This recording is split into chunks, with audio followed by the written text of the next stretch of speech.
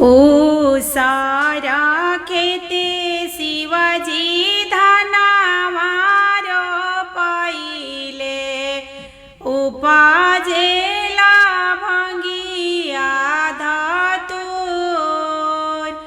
उपाजेला भंगिया धातुर एक मोठी भंगिया सुरु की शिवाजी लाइले हो दिहानी गौरा देई के हाथ दिहानी गौरा देई के हाथ तनी एकाए गौरा भंगिया रगड़तो हो मोरा मन भैले बैराग मोरा मन भैले बैराग एक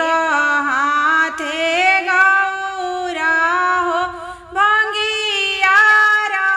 रगड़ेली दूसरे हाथे पोछे नैना लोर दूसरे हाथे पोछे नैना लोर एक कहला शिवाजी हमारो मनीति हाथ जोड़ी अरज हमार हाथ जोड़ी अरज हमार तनी एकाए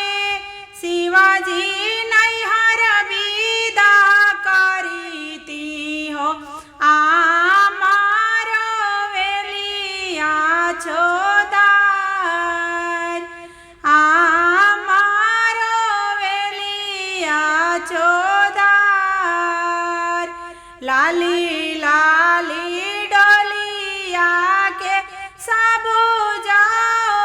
हरवा हो लाली लागे बाती सोकार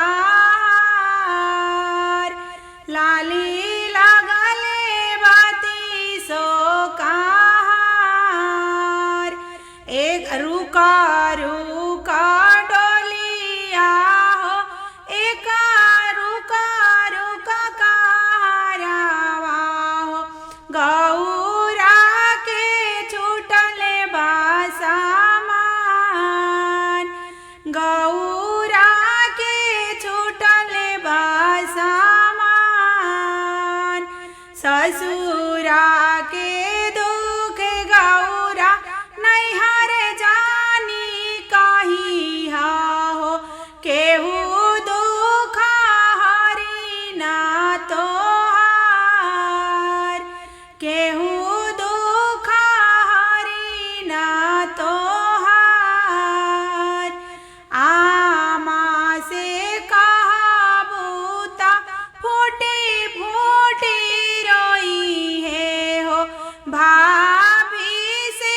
कहलो ना जाए भाभी से कहलो ना जाए ओ सारा खेते शिवाजी धनावारो पाइले उपाजेला भंगिया धातुर उपाजेला भंगिया धातुर। अगर ये गीत आप लोग को